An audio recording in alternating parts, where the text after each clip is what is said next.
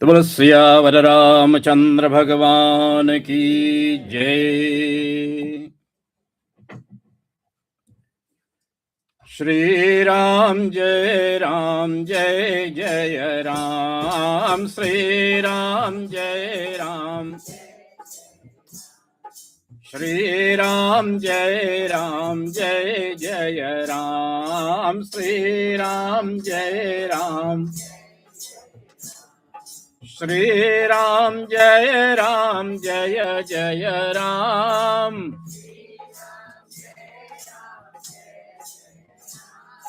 श्री राम जय जय राम,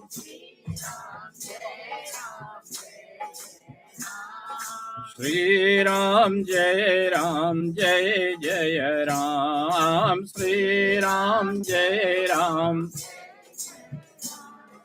श्री राम जय जय राम, श्री राम।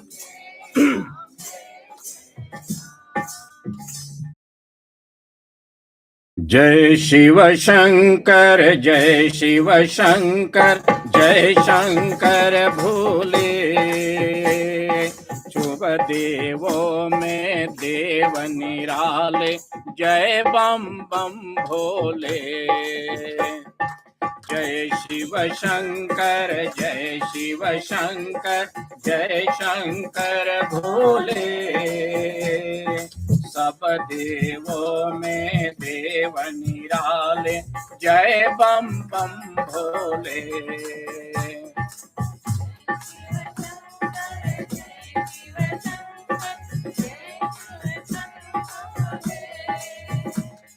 सब देवों में देव निराले, जय बम बम भोले। महादेव तुम ही तो सब देवों का संताप हरा, सागर मंथन से निकली विष तूने अपने कंठ धरा।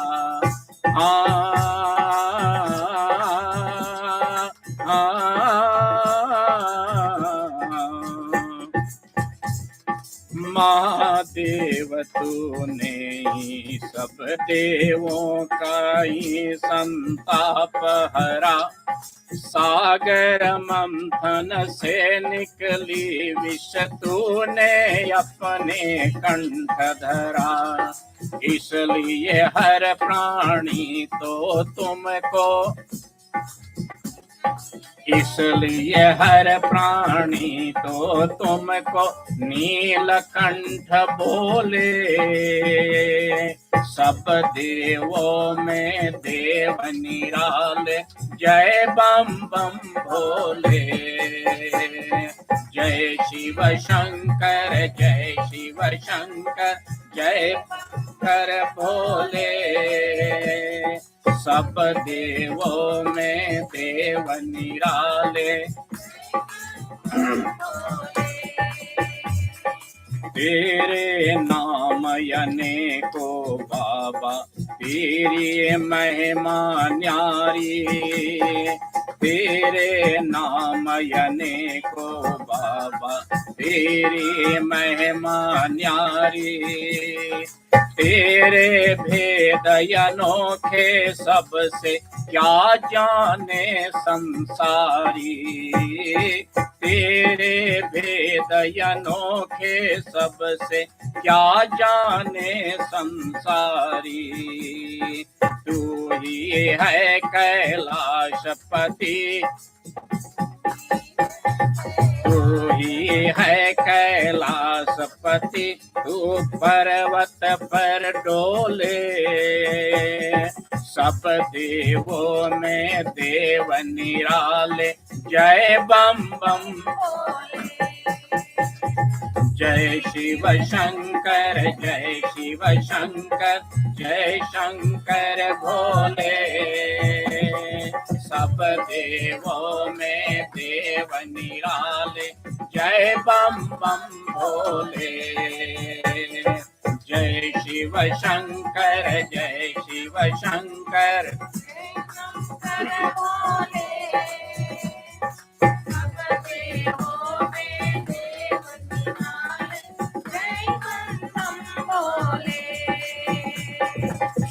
शीश तुम्हारे गंगा माये चंद्र शिखर पर सोहे।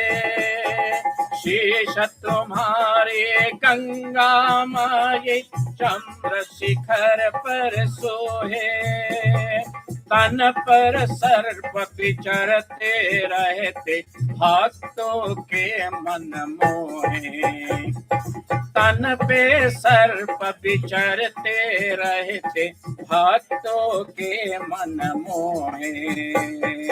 उसको कैसा कष्ट जगत में नाम तुम्हारा ले। सब देवों में देव निराले जय बम बम भोले। जय शिव शंकर जय शिव शंकर जय शंकर भोले। सब देवों में देव निराले जय बम बम भोले। हाँ, जय शिव शंकर जय शिव शंकर जय शंकर भोले। सब देवों में देव निराले जय बम बम भोले। जय बम बम भोले। जय बम बम भोले। बोलो शंकर भगवान की। हरि ओम।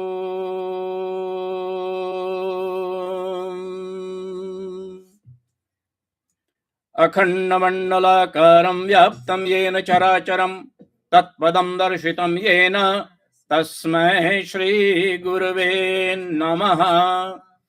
वंदे बोधमयं नित्यं गुरुं शंकररूपिणं। यमाशितो हि वक्रोऽपि चंद्रसनवत्र वन्दते। श्रीराम जय जय राम। श्रीराम जय जय Ram.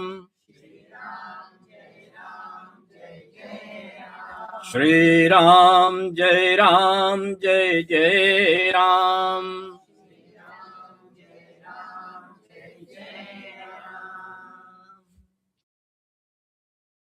Zijn er geen vragen? Ik hoor geen vragen.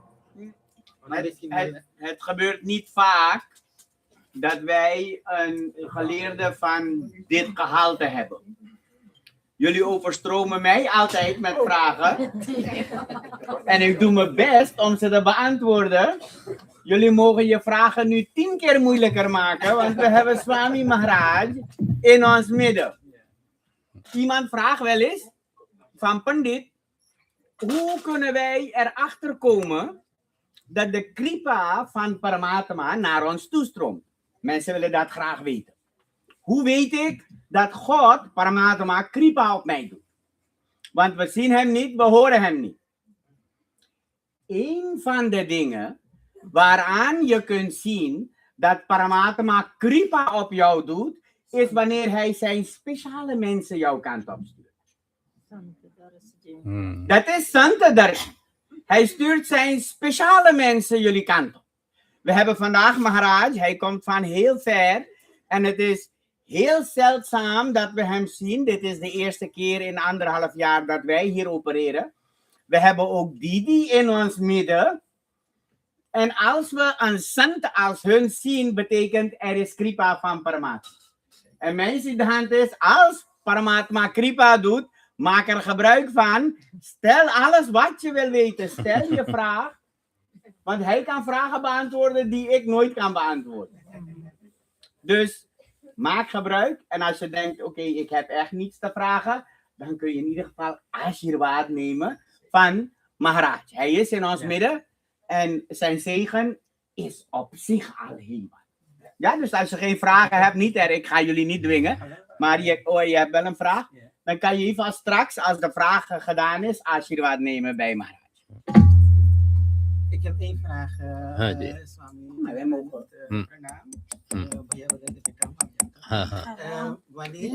wanneer is het zo dat Bhagwan kripa op je doet? En hoe komt het dat die kripa op je doet? wij hebben al verzaken. Goswami Tulsidas ji Sheikh अति हरि कृपा जाहि पर हुई पाँव दे यह मार्ग सोई. Als भगवान जी कृपा doet, dan alleen en dan alleen komt iemand en gaat zich opofferen voor de कार्य van dharma. Voor Bhagavan Ji's कार्य. Because er zijn miljoenen en miljarden mensen op deze aarde, maar alleen in sommige mensen komt het idee, laten wij iets voor de samaj doen, laten wij iets voor Bhagavan Ji doen. Dat is Bhagavan's kripa. Dat is kripa. अति हरि कृपा जाहि पर होई पाँव दे यह मार्ग सोई. Dankjewel. ठीक है. Andere vragen, jongens? Zijn er nog andere vragen? Wij geloven dat reïncarnatie is, toch? Wij Huh? worden opnieuw geboren. En toch nog hebben we Pieter Puja doen. Pieter Ashirwaad moeten we krijgen om alles te doen. Dan denk ik, is dat niet een beetje soms is Pieter dan niet al geboren? En bestaat die dan nog? Kijk, ik van dat Gashe en zo hebben we gehoord, maar die worden niet reïncarneerd. आपने प्रश्न सुना, इसको जरा खोलो.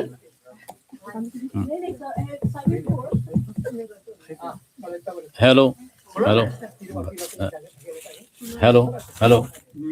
हाँ, ये प्रश्न ये है कि हमें कैसे पता चले, क्योंकि हम पुनर्जन्म में, वो कहते हैं wij geloven erin. Ik geloof er niet in. Ik weet dat het zo is. हम जानते हैं ऐसे है. तो उसमें ये होता है कि जो यहाँ शरीर छोड़ता है, शरीर छोड़ने के बाद में ये जरूरी नहीं कि वो तुरंत कहीं जन्म ले ले, क्योंकि पहला पड़ाव जो होता है एष्ता हालत जिसे कहते हैं, एष्ता हालत जो है वो प्रेत लोक होता है. प्रेत लोक होता है. उस प्रेत लोक में से छुड़ाने के लिए हम 10 गात्र करते हैं, फिर श्राद्ध करते हैं, फिर पिंडदान करते हैं, कुछ भी करते हैं, सब प्रेत लोक से उसके गति दिलाने के लिए करते हैं. फिर प्रेत लोक से यदि वो सब कुछ ठीक हो गया तो पितर लोक में आते हैं. वो पितर लोक में आते हैं.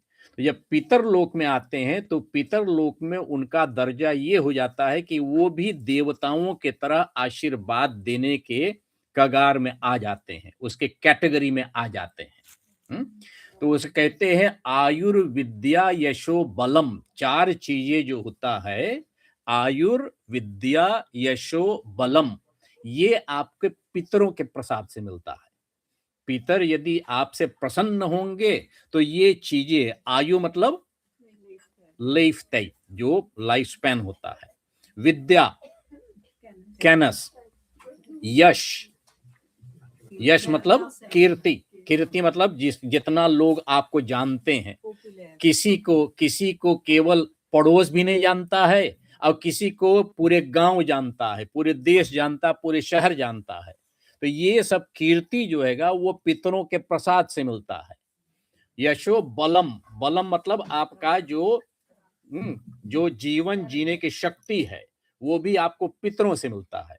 यदि आपके पितर प्रसन्न है तो आपके सब कुछ ये भरपूर है. जो वंश वृद्धि होता है ये पितरों के नाते होता है. जिस घर में वंश वृद्धि नहीं होती है, मतलब बच्चे पैदा नहीं होते जिस परिवार में, या पैदा होकर के मर जाते हैं, कुछ भी है, तो समझ लो कोई पितर जो हैगा वो दुखी है. उसके लिए कुछ न कुछ करने की जरूरत है. या तो उस परिवार में अच्छे तरह से कोई पितरों के लिए कोई श्राद्ध नहीं हुआ, कुछ नहीं हुआ, वो दुखी है कहीं न कहीं. उसके लिए आप कुछ न कुछ करो, क्योंकि वो करने के उसमें सामर्थ्य नहीं है. अब आप उसके लिए कीजिए. इसीलिए अपने शास्त्रों में ये जोर देके बताया गया है कि आत्मा वै पुत्र, अर्थात जो पुत्र होता है, बेटा होता है, वो अपने आत्मा की तरह होता है, क्योंकि अंत में आपके जाने के बाद में आपके पिंडदान और ये सब क्रिया करने वाला कौन होगा? तो अपने को यदि आप पितृलोक से आगे देवलोक में जाना चाहते हैं तो उसकी व्यवस्था आज बनाना होगा आपको, कि जो आपके लिए कुछ कर सके आपके जाने के बाद। अब यदि कहोगे भाई आपके जाने के बाद कोई नहीं है तो कौन करेगा? तो आप दुखी ही होंगे, तो वो पितर दुखी ही होगा। बहुत से लोग हैं जिनके बच्चे हैं, परिवार है, लेकिन वो कुछ करते नहीं। माँ बाप चले गए, वो कहते चले जो मरा गया, ठीक है ना, ऐथत ओख ऐथत हार, है ना, वो कहते हाँ वो तो मर गया। लेकिन ऐसी बात नहीं है। सबसे बड़ा पूजा आप तब कर सकते हैं जब तक माँ बाप जिंदा है, उनके जब तक रहते हुए उसके सेवा कीजिए, उसकी सेवा करो। वो भी आपको, वो क्या हैगा, उसको भी एक तरह के पितृ पूजा कहते हैं, क्योंकि वो आपका पितृ मतलब फादर, फादर के परंपरा में आते हैं, तो उसकी पूजा करो। पूजा मतलब उसकी सेवा ही पूजा होता है। तो उसकी सेवा करो और उसके जाने के बाद में उसके लिए कुछ न कुछ करो। तो समझ में आ गई बात? तो जो चले जाते इसके मतलब नहीं कि तुरंत जन्म ले लेते हैं, क्योंकि वो अपने कर्मों के अनुसार कितने योनि में भटकेंगे, कहाँ जाएंगे, कैसे। हम तो ये कहते हैं जरूर कि भाई उनका स्वर्गवास हो गया, लेकिन कौन जानता है नरकवास हुआ या स्वर्गवास हुआ, कौन से वास हुआ, कौन जानता है? उसका कर्म ही जानता होगा। तो अपने कर्मों के अनुसार कहां जाता है वो उनको पता है, लेकिन हमारा कर्तव्य जो होता है उनके लिए हम जरूर कुछ न कुछ करें। ठीक है, चलो ठीक है।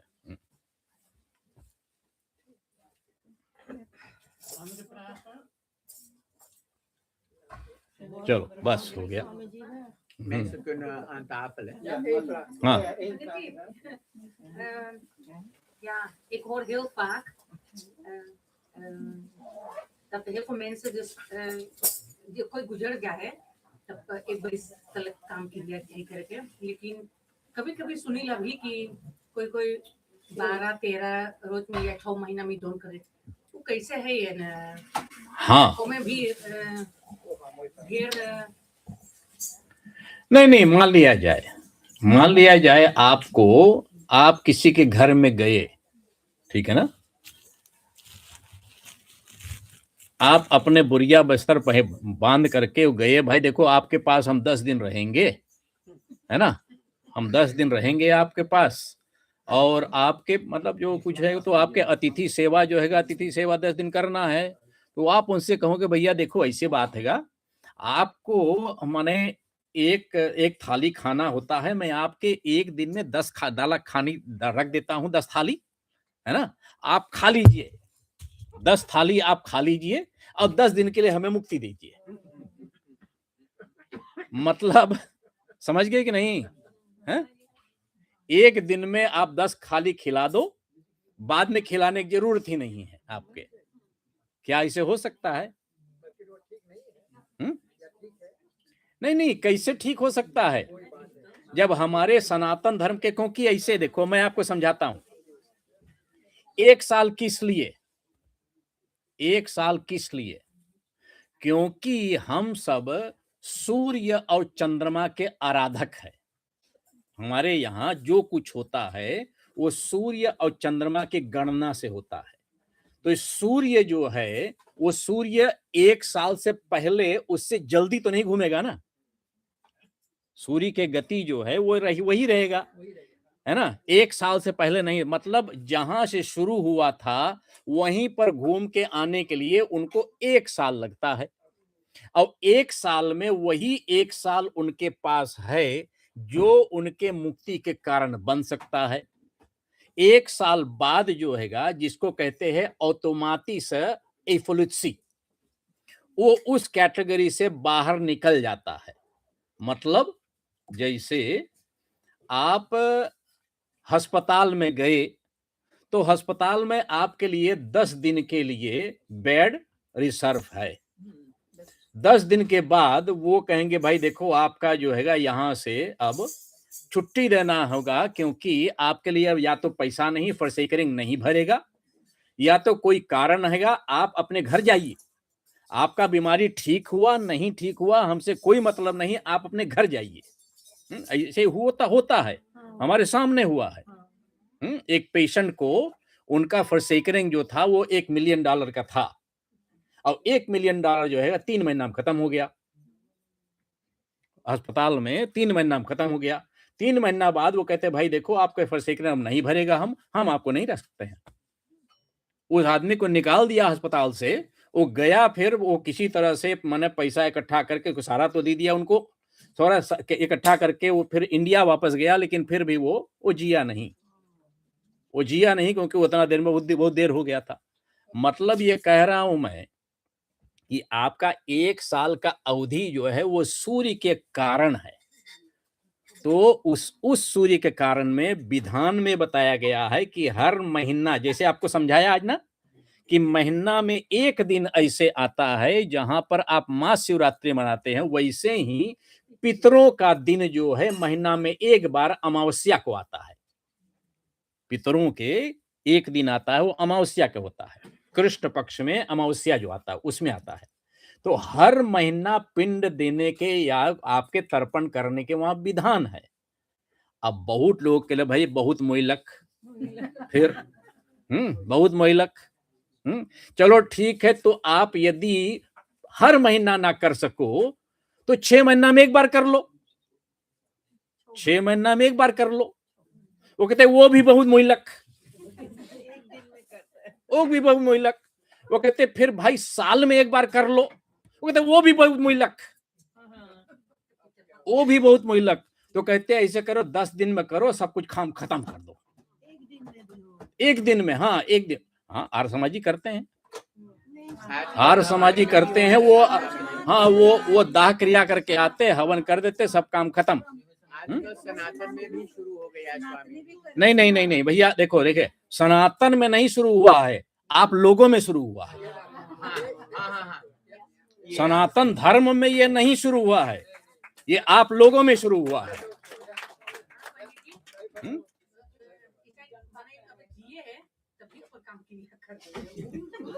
इससे और लो बात इसको कहते हैं नहले पे दहला।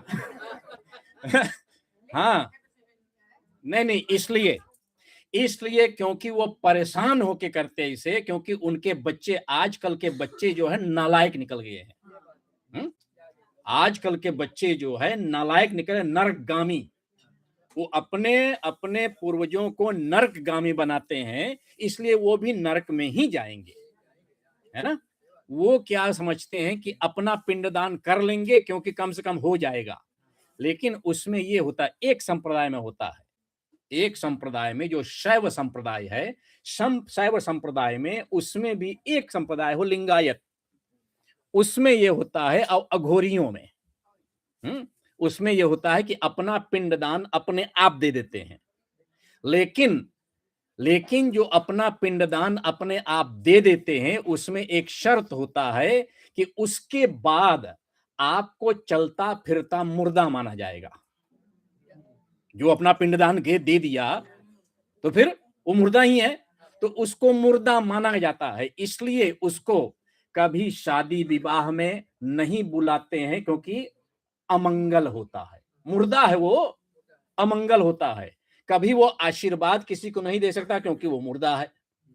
कभी कोई मंगल कार्य हो, कोई घर के ओपनिंग होगा, कोई शादी होगा, कोई विवाह होगा, कोई फिरियारी होगा, कुछ भी होगा, कहां वो कहीं नहीं जा सकता है।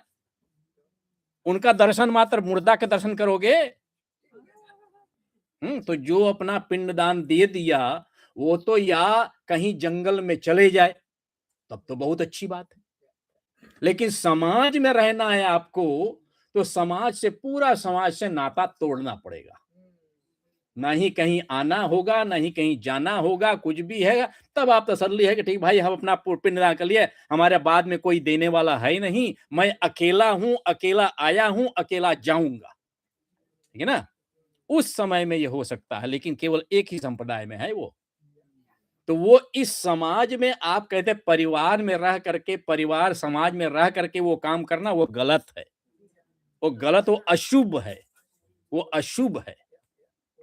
परिवार में एक बड़ी सी काम हरदम सब चीज कर लेंगे। जो को वही तो करने के विधान अभी पंडित बताए ना कि सनातनियों में होता नहीं, सनातन में नहीं होता, सनातन धर्म में नहीं होता है, आप लोगों में होता है। तो आप अब मानिए आप लोग सनातन धर्म में है कि नहीं है, आप बताइए, समझ में आया ना भाई। विधान एक विधान है, अब उस विधान को आप लेके चल सकते हो या नहीं चल सकते हो। अब यहाँ कहते भाई यहाँ पर सब कुछ करना बहुत मुश्किल है या असंभव है, तो हम यही कहते भाई भागे भूत के लंगोटी भली। हाँ, भागे भूत के लंगोटी भली, कुछ तो करिए। मैं आपको बता दिया कि ये क्या शुभ होता क्या नहीं शुभ होता। आप यदि सनातन धर्म के अनुयायी बनते हैं तो धर्मो रक्षति रक्षितः, जो धर्म के रक्षा करता है, धर्म पर चलता है, धर्म उनका रक्षा करता है। जो धर्म पर नहीं चलेगा, धर्म कैसे रक्षा करेगा उनका, है ना। तो आप अभी अपना कल्याण चाहते हो तो सनातन धर्म के आप चलिए। अब यदि कहते भाई हमसे नहीं होगा, तो क्या नहीं हो सकता है, क्या नहीं होता, क्यों नहीं होता है। आप कहते 10 दिन आप अपने माँ बाप के लिए, जो माँ बाप आपको पाल पोस के बड़ा किया, जो माँ आपको 9 महीना गर्भ में रख करके दुख सह करके कष्ट सह करके आपके बच्चेपन से बड़ा किया, कितना साल तक किया वो, अपने पैर पे कितने साल, मान लिया 20 साल तक, मान लिया 20 साल तक किया ना। तो 20 साल तक जो माँ बाप आपके लिए मर मिट गए, जो आपके सारा कुछ और जाते समय सारा कुछ आपको लुटा के चले गए, ऐसे नालायक संतान है जो 10 दिन उनके लिए कुछ नहीं कर सका, तो वो तो मरे मुर्दा से भी बदतर है?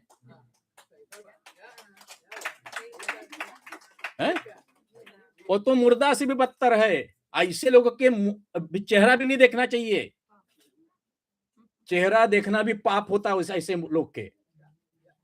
जो अपने माँ बाप को नहीं मानते हैं, अपने पूर्वजों को नहीं मानते हैं, उसको क्या कहोगे आप? नाजायज संतान है वो संतान नहीं है, वो पुत्र नहीं है।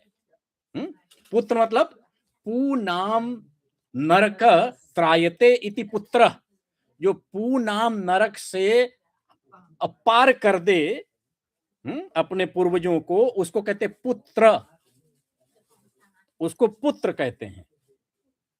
अब आप सोचिए, आप पुत्र बनते हैं या नालायक पुत्र बनते हैं, है ना।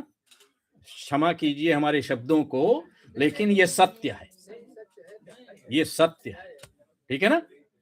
अब चलें।